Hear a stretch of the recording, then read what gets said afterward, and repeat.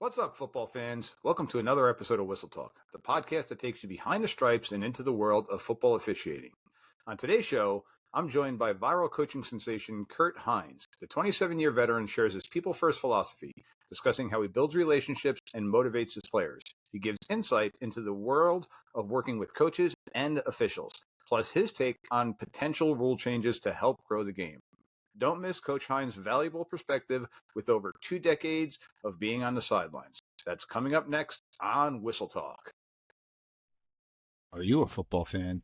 Have you ever found yourself wondering what in the world was that ref thinking? Well, Mike D, the referee, is here to help.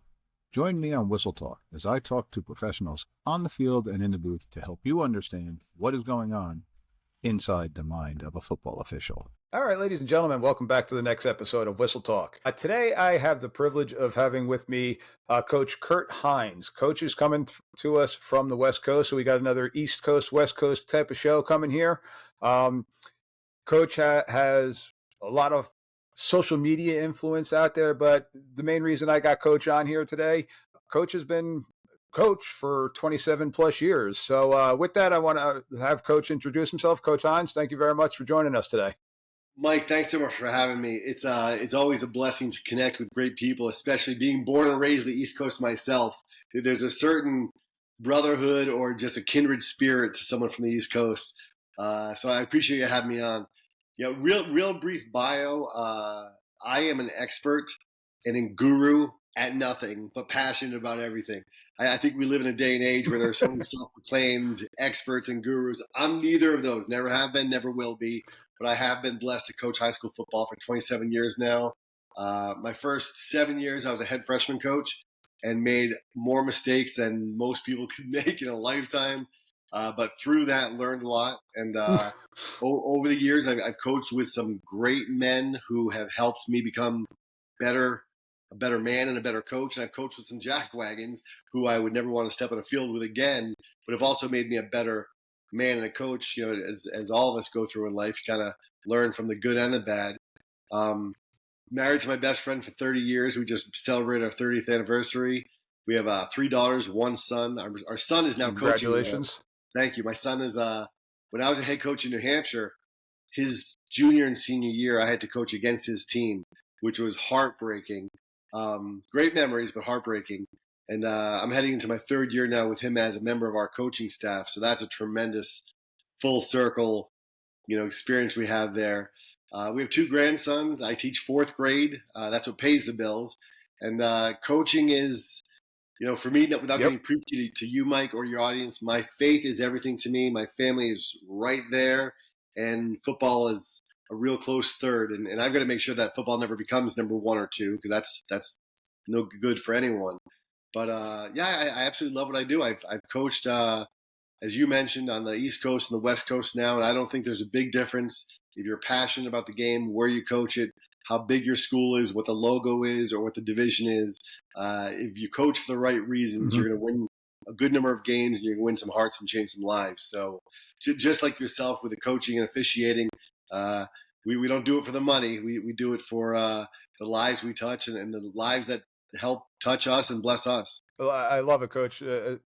What you're saying, what you're preaching, it's fantastic. And again, that was the main reason why I wanted to reach out to you, and I was hoping to get you on, because I couldn't agree with you more.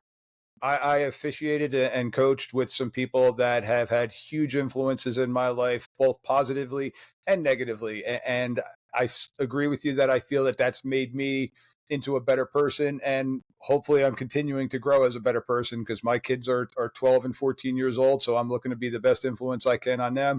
And there's coaches in my lives, teachers in my lives, still influencing me to this day. My old high school coach, God rest his soul, was one of the most profound people in my lifetime. So it shows you just how not only the sport of football, but all sports and all walks of life get changed by the people that you're associating yourself with. So that's great stuff.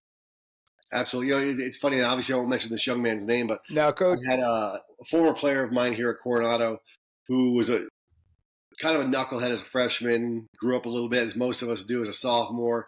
Fast forward to his senior year, he was team captain, helped us do great things on and off the field. as soon as he graduated, he went down a real dark path and got into a lot of trouble. Found himself in some serious situations with the law and rehab and all that stuff. Yesterday, he and I sat down. He's in a halfway house now, and he and I sat down for about 2.5 hours and just had lunch together.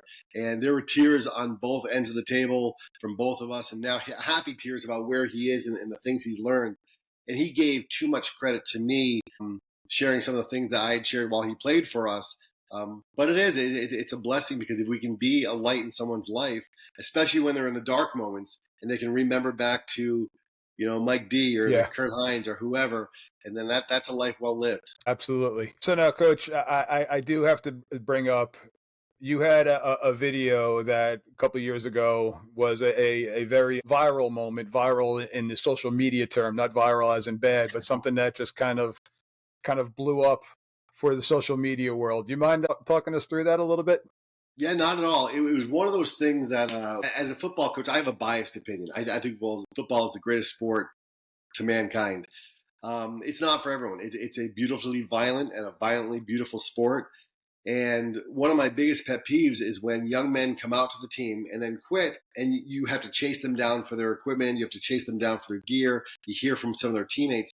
So I try to start every August 1st meeting by saying, listen, this is not for everyone. You signed up to do it. My hope and my prayer is that you commit to a year. Give it all you got.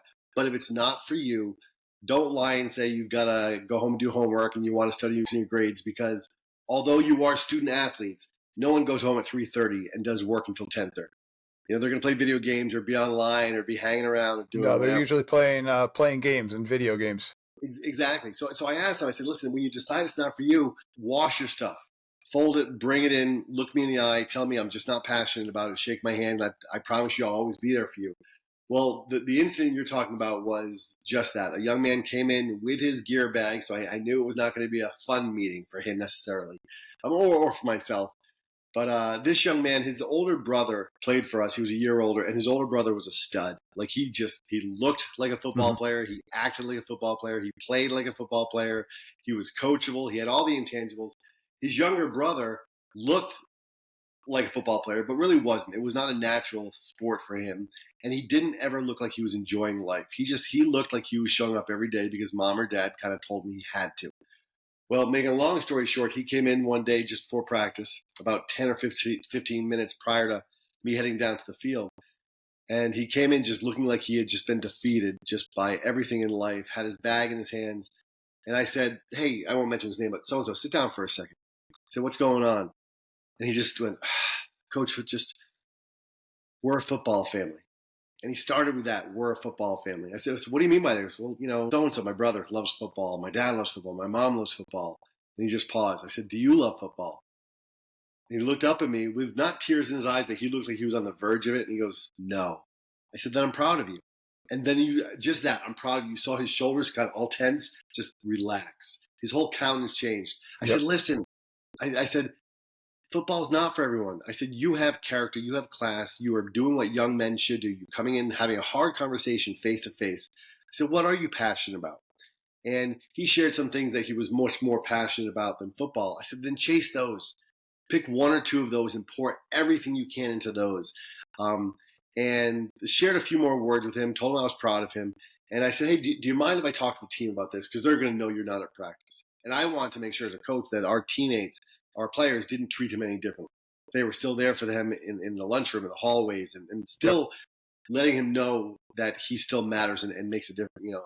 His presence is important. And he said, no, Coach, please do. I said, I might even post a video on this. And then he smiled and he goes, yeah, please do. So I didn't mention his name in the video, but in the video I just said, talked about the incident, did a quick little video, selfie video holding the camera, and went out to practice and talked to the team. And this is important to me. That wasn't part of the video, but I told him, I said, hey, so-and-so's brother just came to the office, turned stuff in. And I said, let me tell you right now, he's not a quitter. And you could see some kids nodding, his brother smiling, looking at me. I said, but you could see some other kids looking at me like, what are you talking about, Coach? He just quit. How he's not a quitter? I said, how many of you have ever had a girlfriend before that you're no longer dating? And most hands went up. said, guys, you're not quitters. She just wasn't the right young woman for Yep. you, or maybe she made the decision and you weren't the right young man for her. I said, you're going to have jobs in your life that just aren't the right job for you. That if you give your 2-week notice and you do it the right way. I said, my wife and I have been married for 30 years. She's not the first person I ever dated. I'm not the first person she ever dated. But sometimes it takes more strength to walk away from something and to follow our own dreams. And not, even though he came from a football family, Absolutely. not live your parents' dreams or not live your brother's dreams. So I had made it a very strong point that, hey, he is not a quitter. He chose to follow his passion, and I'm proud of him, still be there for him. The video, it was funny because I got in my truck after practice, and I had seen that it had, in a 2 hours time span of practice or whatnot, and I don't know, 100,000 retweets or something stupid, like really, really crazy, and had been on some national news things or whatever. But the interesting thing, Mike, is the overwhelming majority of interaction and feedback and messages I got was, thank you, coach. Thank you for teaching the young man about following his passion and that it's not just all about sports. However, there were a good number, several hundred people that were like, great job, coach. You just taught him to be a quitter. Great job, coach. You just failed him as a young man and all these different things. And I never Yep. have. I never have, and I never will get into it. And you know this better than most of your audience, I'm guessing, unless they are officials as well. And I know we'll get into that later. But you're never going to make everyone happy. I know what I did that day was blessed, served, and empowered that young man to follow his dreams. I am still in touch with him. I haven't talked to him for about a year or so now, but I was still in touch with him for a while, and hope to be again. I'm going to reach out to him. But I guess my whole message with that video was, our job as coaches is not to, and a lot of people may not understand this, and this is not gospel, this is just my opinion. Our job as coaches is not to make the best football players.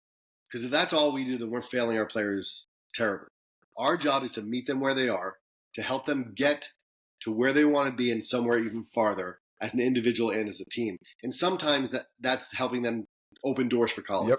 Sometimes that's helping them stay in school, because for me, I was not passionate about school. I was passionate about football, but football kept me passionate enough to stay in school and do well academically. I think we need to, as coaches, realize that it's our job to serve our players. And we need to find out what their why is, what they're passionate about. And sometimes that means cutting ties and saying, or not cutting ties, but letting them loose and say, hey, I'm here for you no matter what.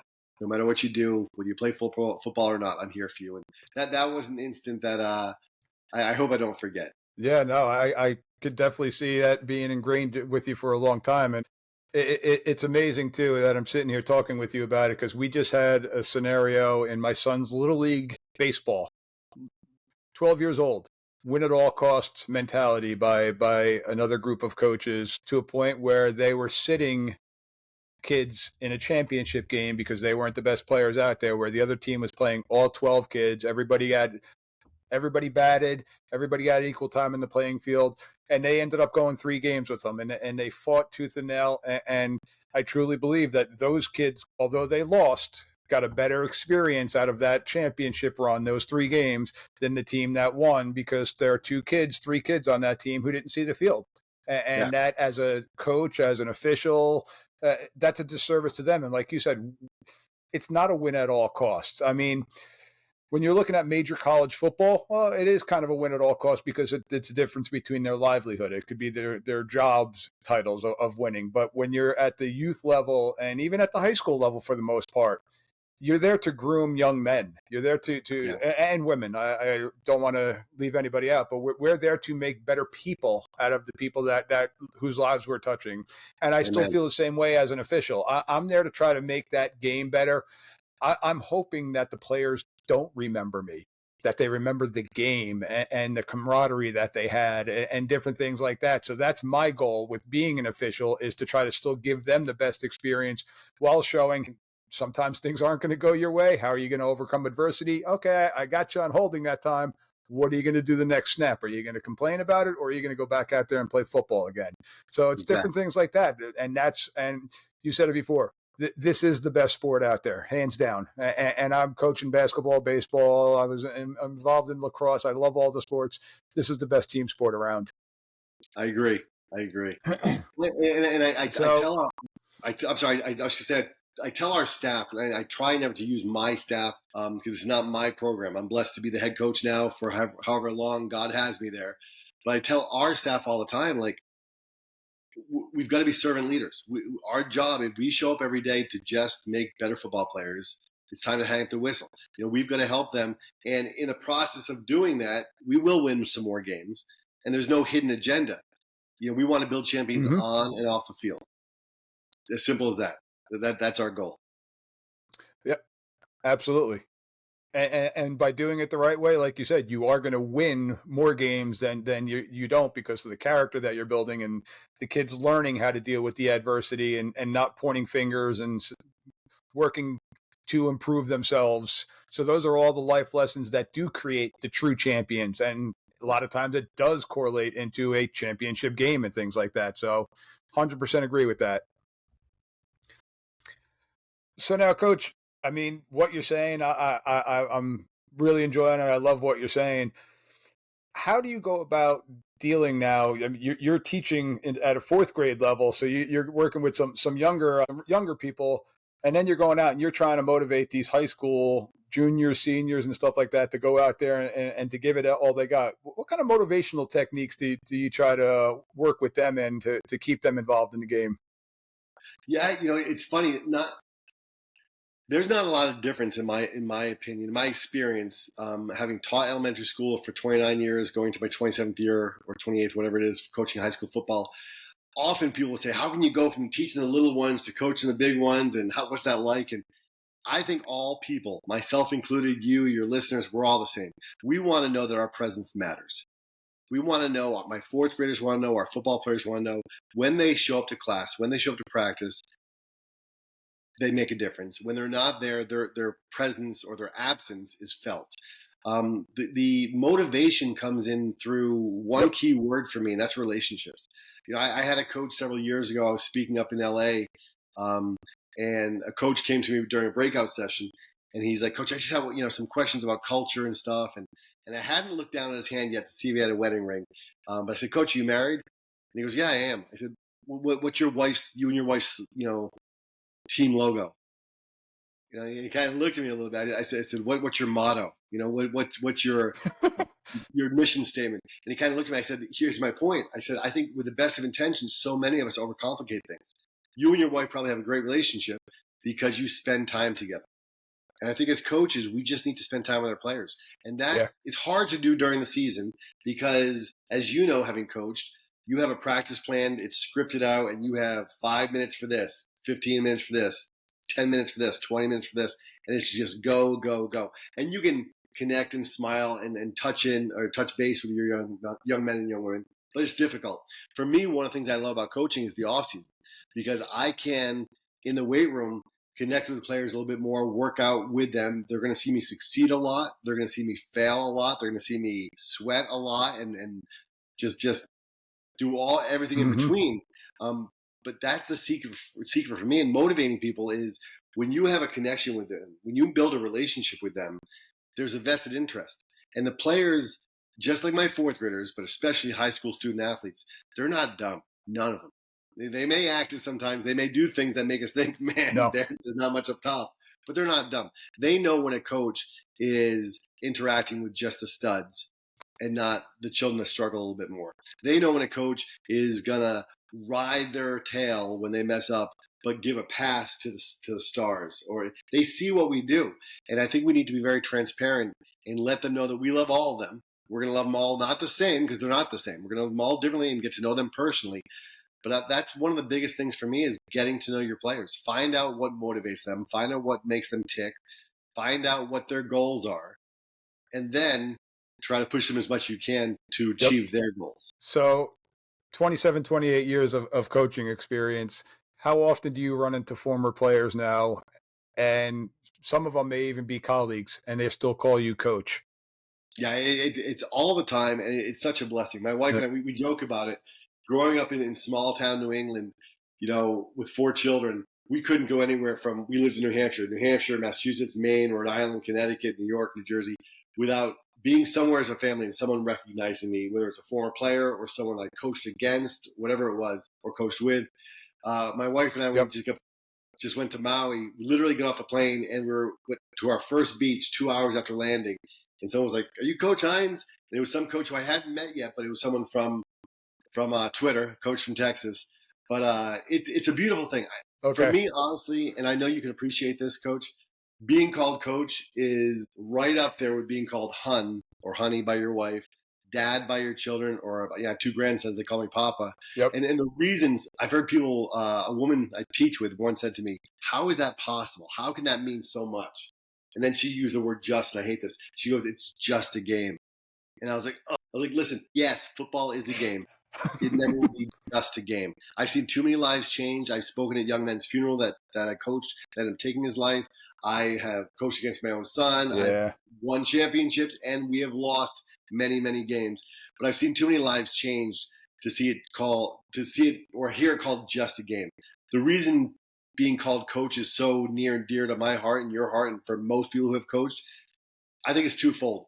One is because we know the countless hours that we put into behind the scenes.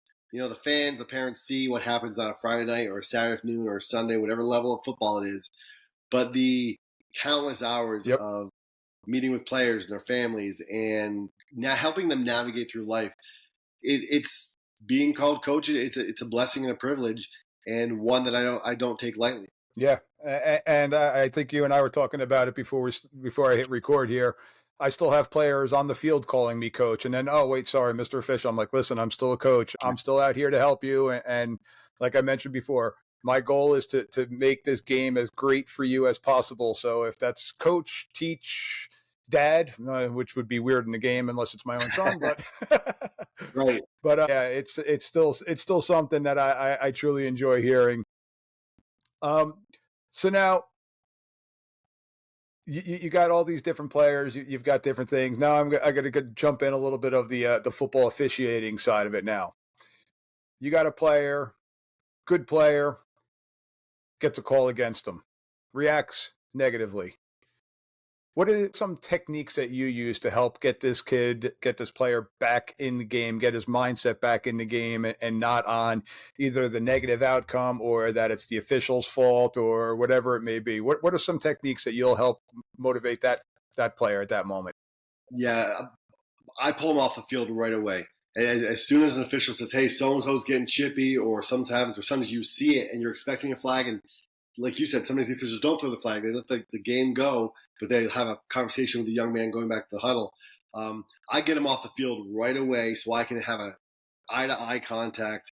You know, 12 inches apart, really close, and not grab their face mask, but kind of hold them by the shoulder pads and say, "Breathe, calm down." Or, and this goes back to the relationships, getting to know what makes them tick. Some young men and young women come from, and this, you know this as well, doesn't matter where you live, East Coast, West Coast, middle of the United States, affluent, dirt poor, whatever it is, there is abuse, neglect, anxiety, depression, you name it, in any Mm-hmm. and every household. We're all going through something.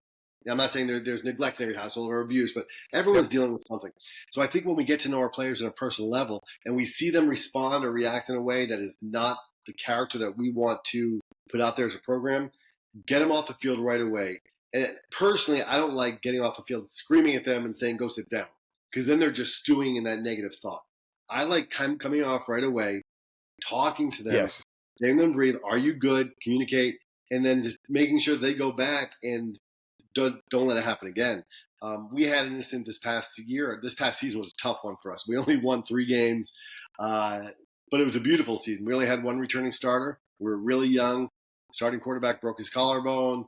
All these different Okay. challenges came our way, but it really helped us as a Ooh. coaching staff to make sure we're coaching every single level and getting players ready that weren't even shouldn't have even been on the field in that varsity game in that moment. But that's all we had. That's who we had to run with.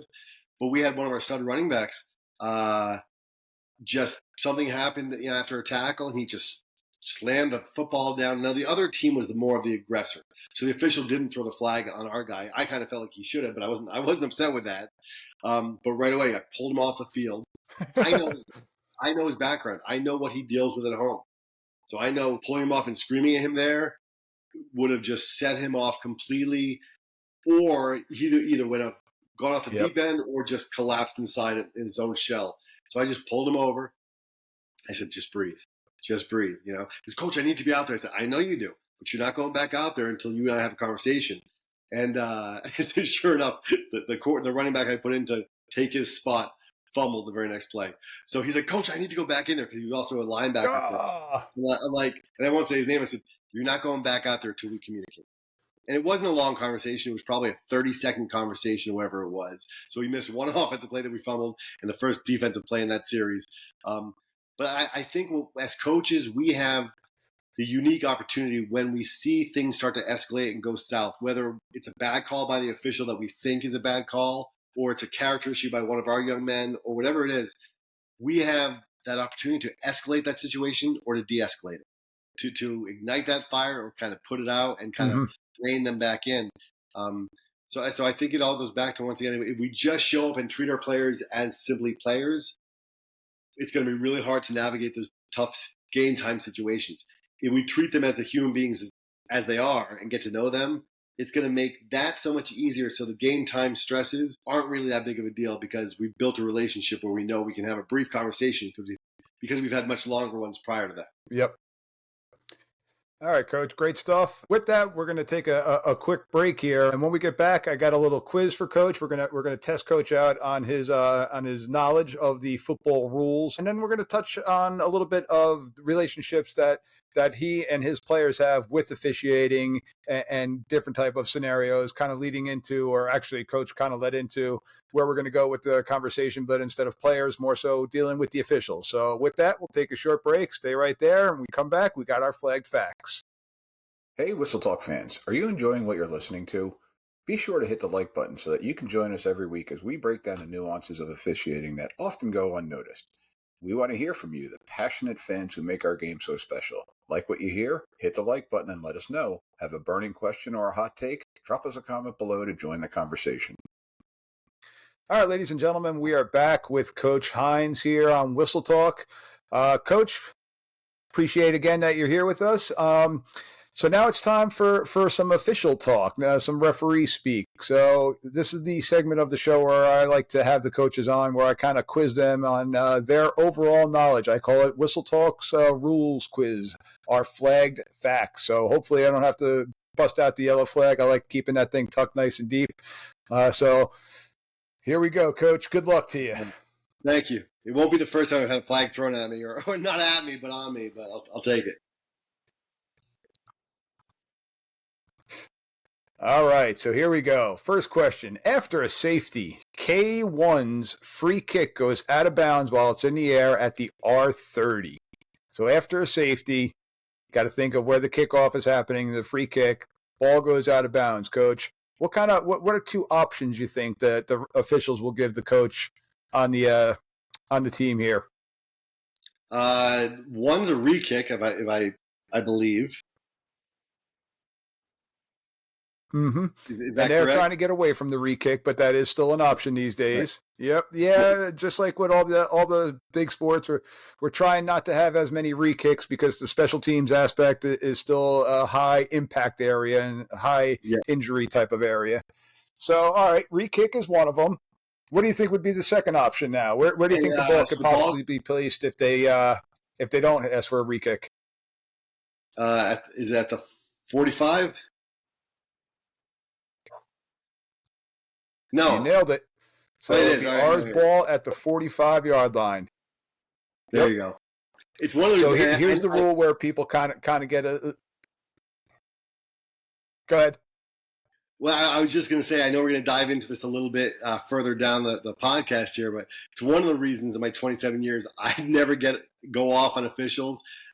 My respect for what you guys do, the men and women, but also I am not, as I said from the very beginning, an expert or a guru. So sometimes I have the rule in my head, and it's different from New Hampshire where I first coached to California or whatever state it's in, or sometimes I just am wrong. So I'm happy I get that one correct. Yep. So with this one, the penalty is typically 25 yards from the previous spot. So if you're kicking off now from the 20-yard line because of the safety, going 25 yards, you're going to get the ball at the 45-yard line. as opposed to it went out of bounds on the receiving team side of the 50 at the 30-yard line. You could take the ball at the spot where it went out of bounds. You could take it at that spot plus 5 yards. So in that scenario, it would have been at the R35. But this scenario, you're getting it at the K45. So you're getting it on the plus side of the 50-yard line, or you could have them re-kick it. And again, we're usually trying to persuade you on the coaching sides to, unless you really have that stud kick returner that you want that ball in their hands, we're trying to get you to take the ball. You're getting the ball at the plus 50. There's really not much of a better scenario that you're going to get on kick return at that. Agreed. All right. So question number 2 now. The offense, start of a new series, the offense can designate where the ball is spotted in basically 6 scenarios. And what I mean by where the ball is spotted, where the ball can be placed between the hash marks, Coach. So there's 6 scenarios where this truly does come into play. And I'll give you a hint. One of them's after a touchback. So the ball gets kicked into the end zone on a free kick. You got a touchback. Offense can pick. They want the ball in the middle of the field, right hash, left hash. Coach, you think you could hit the other 5? Or Probably as close not. to getting the other 5? Probably not. It's after a touchback where we can place the ball. Yep. Is a spot foul one of them? No, it actually is not. It's not. It's not. So I'm showing true colors So, here. all right. So how about when you're going for after you score? Oh, so for a field goal. Yep. Or field goal and Well, or not 2 for a point field goal, but for the extra point, for the try. for the try. I'm sorry, for a try or 2-point conversion. Correct. Would that Correct. be the same for a 2-point conversion? Yep, and a lot of teams, especially if they're going for 2, will opt yeah, for that, a lot of teams with a 2-point conversion, they want the ball on the hash because they're running some type of flood route or sprint out type of rub route that they want the extra space with, so they can kind of spread everybody out. Yep, I love how you use the air quotes. So yeah, Coach, this one's a tough one. I it's not a pick, I swear. So we got 6 scenarios. The first one is a try, so that's your extra point or 2-point conversion. Second one is a kickoff, and this one actually is a funny one. You can kick the ball from wherever you want between the hashes. And I'm an umpire, so I'm out with the kicking team, and I'm out with the kicker. I always got to check the ball for Deflategate, making sure that they're using the proper football. But I always ask the kicker, where are you kicking from? Yes, absolutely. And you being from the Boston area, so... Originally correct. But I asked the kicker this past year, and it happened that he was a freshman, and it was his first varsity game. I'm like, all right, son, where are we kicking from? And he's like, I don't know. Where can I kick from? I'm like, well, okay, you got to kick from the 40-yard line, but you could kick anywhere between that hash to that hash, anywhere in between. And he's like, oh, well, where would you kick it? I'm like, son, that's completely on you and your coach. I can't give you that one. I love that. You get to pick where the ball is spotted from a kickoff. So you also now get to do it from a safety for the same reason. We got a free kick. Okay. Here's one that many people don't know. You get to pick where you want the ball after a fair catch or an awarded fair catch.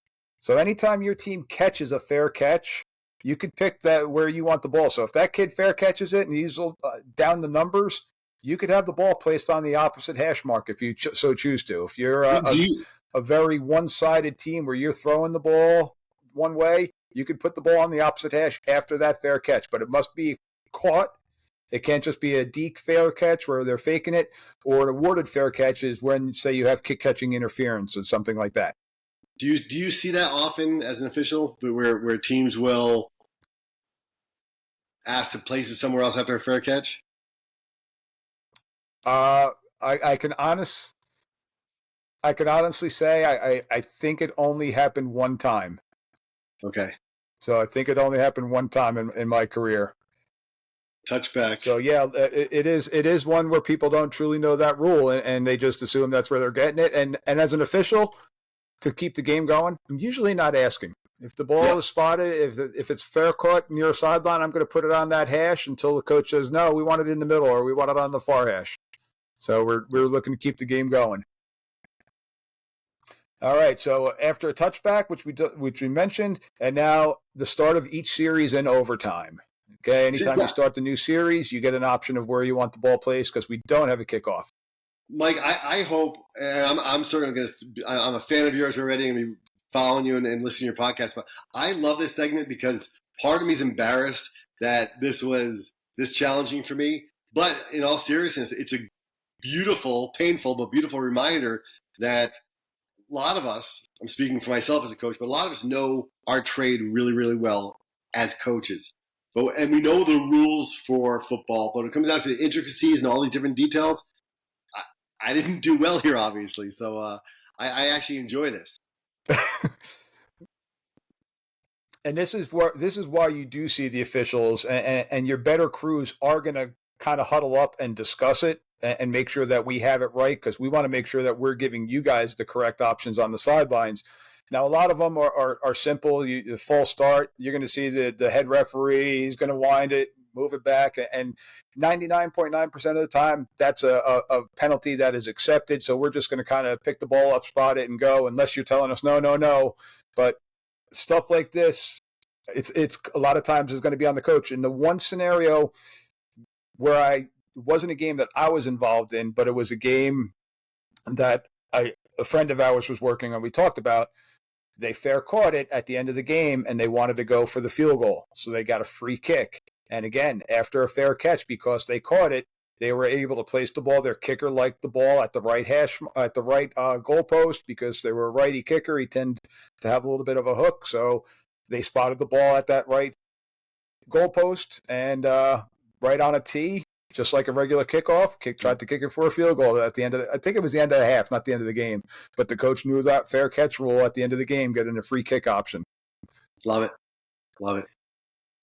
All right. So we got one more question for you, Coach. And this one I'm kind of bringing into play because I've had on a couple of UFL officials lately, the United Football League, the XFL hybrid now that combine in the USFL. So you got A's ball, 2nd and 8 from the B22. A33 is running the ball for an apparent touchdown, and they fumble the ball at the 2-yard line, and the ball rolls, and it hits the pylon. The field judge, the official that's right there on the goal line, blows their whistle after the ball hits the pylon. Coach, what do you got in this scenario? Well, hitting the pylon would make it out of bounds, correct? Correct.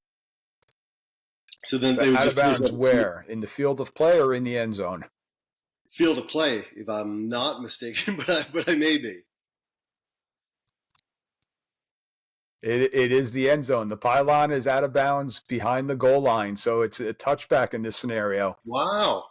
So the high school rules, the college rule, and the NFL rule, which they are talking about changing, if you fumble the ball out of bounds, it becomes a touchdown. And because this one hit the pylon is part of the goal line. So if you think about a runner who dives and extends their arm and the ball hits the pylon, we're going up, that's a touchdown. So Right. It's the same concept as that aspect. So the pylon is part of the end zone and it's out of bounds. So in this scenario, the ball would have been hitting the end zone out of bounds. So it's a touchback. B is going to get the ball at their own 20-yard line. Wow. All right. Love it. Coach, not going to lie to you, I threw some tough ones at you tonight. Well, in all seriousness, I appreciate it because I know you've been in both worlds now as a coach and as an official, and it's a good reminder, as I said, that as much as we know, we do not know it all. Never have, never will. And I could tell you that we're in the same boat, and we were talking about it before when we took our quick little break, talking about how now we're leading into our next topic here, how you pull some of your players out just to have them regain their composure if something didn't go their way. I can tell you as an official, there's times where I've missed a call or I've made a bad call. I've pulled the flag out and we walked it off. And then I sit there and I second guess myself. I'm like, should I have called that? Did I see that one correctly? And it's things now that I'm training myself on of not doing it. We're now trained, hey, see it, let it marinate before you throw a flag. So not just to be so herky-jerky and see it, I got to throw the flag right away. And that's how I was as a younger official. But now where I'm yelling at myself in my brain. I don't have that time to go over to the sideline and regain my composure. I got to try to snap out of it right away because the next snap is a completely different circumstance where I got to be on my A game. A, for the player safety, and B, I still want to call a fair game. So even when I do mess up, because I am human and I will make a mistake here and there, I got to kind of shrug it off as quickly as possible. And it's funny. I say this to the coaches that I have on. How many times have you had an official come over to you and say, "Coach, why the heck did you call that? That was a dumb call. That's a great question. Why would you call a timeout? You just wasted a timeout for no reason. That was stupid." Where Yeah, we're getting coaches yelling at us, "Why the heck? That was a stupid call. Why would you make that call? I can't believe you made that call." And we're just kind of letting it roll off ourselves and going on with our game. yeah. Well, So it's funny just too. some fun stuff there. We had a playoff game this past year. As I mentioned earlier, we did not have a great season this past season, but in California, too many teams made it to the playoff, in my opinion, and we made it into the playoffs. Um, but there was one call by a younger official where the head umpire came over to apologize for that, and he wasn't talking trash behind his crew's back, but he's just, "Hey, I'm sorry, coach, that was not the right call," and the game was well out of hand, not in our favor already at this point. And I kind of succumbed to that. Like, listen, we're not going home victorious on this one. But I remember looking at him, I said, and I forget his name, but I said, my 27 years coaching, I have never, not once, called a perfect game. So I don't expect officials to. As a coach, I don't think there's a coach that's Yep. honest with himself or herself that's going to say, "Hey, I've called a perfect game." It doesn't happen. So for us to expect officials to be perfect, that's an unrealistic expectation when we ourselves know that we're not. So it's I know I'm preaching to the choir here, but I think if more coaches realize that we coaches and officials are in this together, then a lot more egos should and would be checked at the gates before you hop onto the field, and it'd be a lot more enjoyable for everyone. Yeah, that is the goal, 100%. And I know here in Jersey, like I said, I know that I've made mistakes. We now are implementing huddle on the referee side, so we're getting game films from the teams, and we're going back and I'm watching the games again and seeing calls that I may have made, seeing calls that I may have missed, and going back and looking at it. And as a crew, we're going back and forth and texting, "Hey, Johnny, take a look at play 78. I think we should have had legal motion on that one," or "Hey, great call on that one," or "Great no call on another play." So it's something that we are still doing, and we're trying to get better. I know it's pretty much through our whole state association now that we are implementing the use of game film and going back and reviewing it.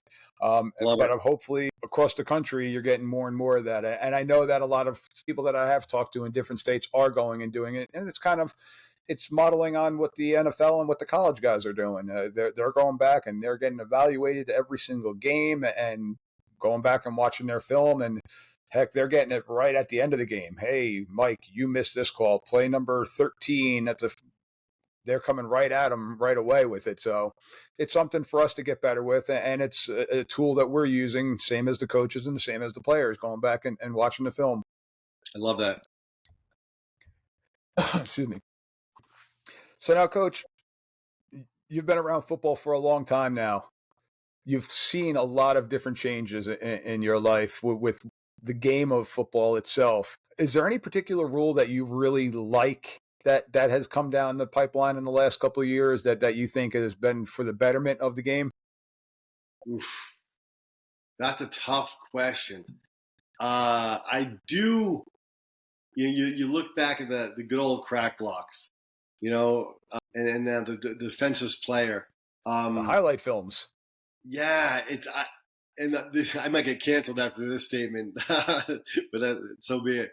I'm not a fan of that because I think all too often, I understand I'm 100% behind keeping our young men and young women safer. Hands down, I agree with that, and I understand why that rule was implemented. However, I do think that takes away a little bit of the nastiness in a good way of the game. Um, I think we have to just keep evolving as coaches and players and officials as the game does. Um, I'm not sure about the new changes they're making in the NFL, with the kickoff and everything like that, and moving, and I don't even remember all the details about where they're having kickoff and all that. Um, I think we're losing some of the purity of the game, but that being said, it allows the game to continue to be the game that it is and not have it be banned in states. I know certain states, California was trying to ban tackle football, which I think is an atrocity. None other than that, Hmm. there aren't many. How about for you? Do Okay. you have one? Do you have Um, one, or are you able to say that as an official? no, I don't think it's a problem. There's definitely one flag that I love, or one rule change that I do love, is the intentional grounding rule. I had been calling for that for hundreds of years from back in the days, because the whole idea with quarterback out of the pocket and throwing the ball away is player safety. Where at the high school level, we were the last ones to implement that being allowable in the game. Every other level, okay, you break the pocket, it's not there, get rid of it. Now, there are still certain circumstances, but for player safety reasons, I was always a proponent for that one. Um, I will tell you, I have crossed the coach official threshold now, where I do like the crack back block and the peel back block, only for the fact that I've seen I've seen it done correctly, and how it still can be a big block without it being the blow up type of play, because we are still Yeah, having blow up types of plays all over the field, where kids are looking at each other and seeing what's coming, and just Jimmy is just a mountain of a man, and Johnny might not be as physical as that person. So we're still getting those big plays and those big hits happening. Again, our crew, we like to keep the flags deep. Just because it's a big hit doesn't mean that it's a foul. yeah, And unfortunately, I've worked, and more on the younger levels, I've worked a freshman game where the official came over to me. I was acting as the head official in that game, and he's like, "Mike, it just didn't sound right." I'm like, "Well, did you see it?" He's like, "No, I heard it." I'm like, "We can't call that one," and I ended up waving the flag off, which I hate doing to my counterpart. I'm like, I forget the individual's name off the top of my head, and I wouldn't say it anyway. But I'm like, hey, listen, we got to see it before we throw it. I said, these kids are big and fast. They're still allowed to hit. It is still a violent contact sport. yeah, I said, if you don't see it clearly, we're better off not calling it than calling it. So let's make sure we get that one right. yeah. So, and luckily enough, the opposing coach, whose kid did get hit, said that was the right call. I was hoping for the easy 15, but that was the right call. So we did get it correct in the end, which is always the ultimate goal. Love that. So, We had an incident 3 or 4 years ago where we were on defense, and one of our linebackers picked the ball off, and our safety came up like a bat out of hell to get in front of him, to do what good defenders do in a interception situation, to become a lead blocker, and he leveled this kid. Um, yep, and unfortunately, it was not helmet to helmet. Um, and he was facing him, so it was not a defensive player, and he was near the play. He was near the ball. So the kid went down. No flags were yep, thrown, and I kid you not, Mike, no flags were thrown. The young man was on the ground for about 4 or 5 minutes, not unconscious, but couldn't get up. And after about 2 minutes of their coaches yelling and screaming, literally after about 2 minutes, then they threw the flag and kicked our kid out of the game, which would have kept him out of the next 2 weeks' games, I believe it was. And I was just irate with that. I realized in that situation, I did ask the official to come over and talk to him. Like, how are you throwing a flag 2 minutes afterwards? It's because so and so on the other side of the line is just, he's a coach, I know, but and just, he did. It seemed like he wasn't even comfortable with it himself. But what I did, and I suggest that other coaches yeah, do in those situations, was I waited till Saturday morning and I sent the huddle link to the head of the CIF and said, "Dear so and so, please take a look at this. I know it's not going to change the outcome of last night's call, yep, but if we can make sure that this young man doesn't have to sit out 2 games." And they did reverse it, not the call during the game, but the consequences of, if you will. So I think the game happened so fast. I actually realize now I've lied to you. I did officiate one game. I officiated a game last year towards the okay, towards the end of the spring season. It was a powder puff game. Even so, I had many of our staff and I were acting as officials with these young women playing powder puff. And I remember looking around.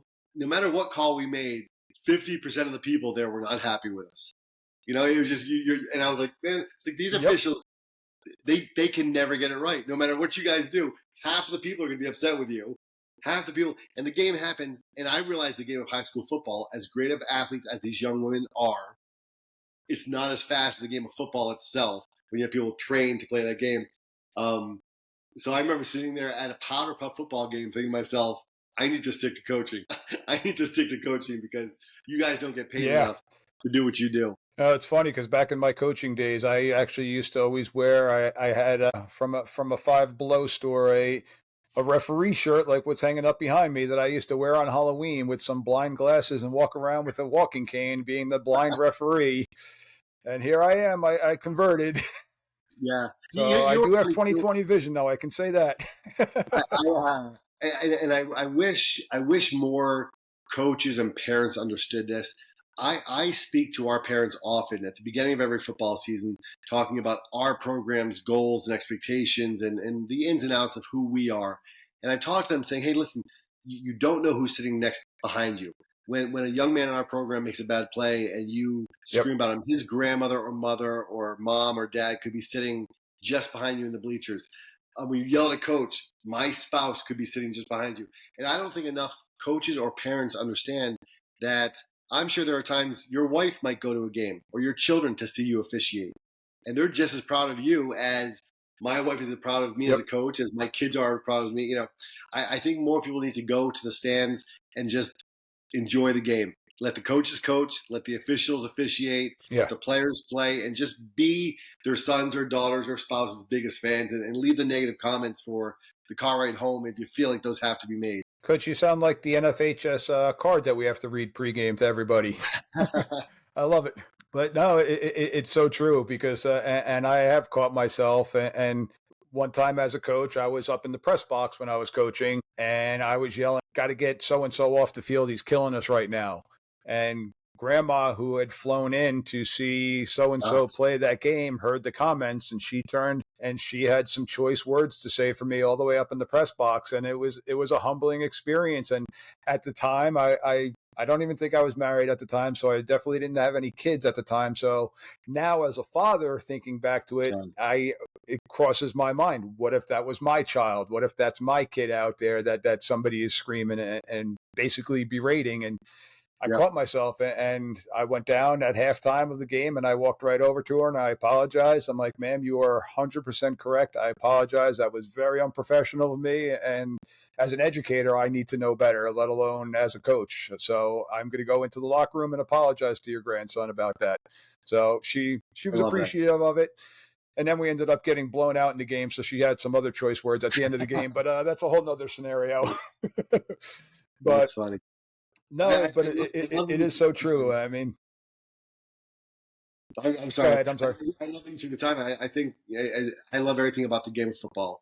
But once again, and I don't know if I said this earlier or not, I think the game's overpopulated with cocky, arrogant, self-absorbed coaches and sometimes players, and maybe a handful of officials, but usually not. You know, and I think there's great beauty and strength when we mess up in owning it and looking at the individual coach, player, official, whatever. And like, hey, I'm sorry, or whatever the situation may be. So I love that you did that. Yeah, yeah. I am not ashamed to eat humble pie, and I'm working on teaching that to my kids at the house. They're both very highly involved in athletics and sports, and my son, things come to him very easily, and he would sit there and look at most recently an umpire in baseball, and I'm like, I said, you don't do that, even if you disagree. Get over here, let's go. Yeah, And so he's learning that, and sometimes he needs that humble pie to remind him, okay, the game's a little bit bigger than I am as an individual, and I got to be a team player. And my son also pitches. I'm like, if you're going to sit there and complain to the umpire, what do you think is going to happen when you go out on the pitching mound next time? He's like, oh yeah, yeah, good point, Dad. yeah. No, Well, it's the same thing. I always tell our quarterbacks: don't ever say to the offensive line, "Block for me," because in my 27 years coaching high school football, I've never seen an offensive lineman turn around to the quarterback and say, "Make a better pass," or pull the ball in that situation, whatever it is. So, yeah, I think it's about being yep, humble enough to know our strengths and humble enough to know that we don't know it all and never will. that is 1,000% correct. Well, Coach, we're getting close to the end of our time frame here, so I don't want to keep you much longer. I do want to allow you, because you definitely helped us out here and take the time out of your life to jump on the show. you got a pretty big social media outlet out there and a couple of websites and stuff like that. You want to tell our listeners about what you have going on other than the football aspect that we were just Yeah, talking about? it's I love social media. I know I think social media gets a bum rap sometimes, and people complain about always being buried in our phones, and I think there's a negative side to that. But our fathers grew up having a newspaper in their hands, so it's just a different source, if you will. True. I think if used the correct way, social media can be like a loaded gun. In the wrong hands, the wrong time, it's going to do a lot of dangerous damage. And in the right hands, the right time, it's going to connect some great people and do some great things. Yeah, I'm on all the social media platforms. It's always Coach Kurt Hines, KurtHines. I have a website, Coach Kurt Hines, as well for my speaking engagements, and just wrote a book that I'm very excited about. Should be coming out in the next month or so. So it's titled "Called to Empower," and it's an opportunity for me to kind of Awesome. share a lot of the messages that I've shared on Twitter over the years, and then I dive deeper into the meaning of the story behind them and what kind of led up to that original tweet. And then my wife, my better half, who I think most of us that are married will realize that we can't do this alone. She came up with the suggestion that at the end of every chapter, I have what I call a timeout. It's really a self-reflection question for the reader to kind of dive into just that, reflecting on their own lives and how they can apply whatever I shared or ask themselves questions. So any of your listeners that want to connect, I get back to 100% of the people that reach out to me. And it's for me, the last thing I'll say before I get preachy is life's all about connections. It's about making a difference in people's lives. So being able to be on your show, Mike, is a blessing, and I appreciate it. And for all your listeners, I appreciate them listening to what you do and having the guests on that you have on. So thank you. Coach, thank you very much. And if you're okay with it, on my show notes, I'm definitely going to throw in your different social media stuff and the title of your book. So Yeah, I please. appreciate you taking the time out again. We busy life between teaching and coaching and being the family person and the God loving person that you are. I truly do appreciate you taking the time out of your busy schedule to jump on with us today. Thanks for having me. Internet's starting to get a little glitchy, so this is actually timing out really well. Perfect. Well, Coach, once again, thank you very much. I do appreciate that. And again, for all the listeners out there, that's Coach Kurt Hines. I will have all the social media tags and information out there for you. Coach, thank you again. Best of luck during the season and best of luck with everything else that you have going on in life. I truly appreciate you. I appreciate you. I wish the best of the family, Mike, and let's definitely keep in touch. Absolutely. Thank you. If you're enjoying today's show and you want to show your appreciation to Mike D, you can buy him a beer by clicking on the link in the show notes or go to buymeacoffee.com/Mike D the referee. And as always, make sure to click follow and give 5 stars. Thanks for listening. Cheers.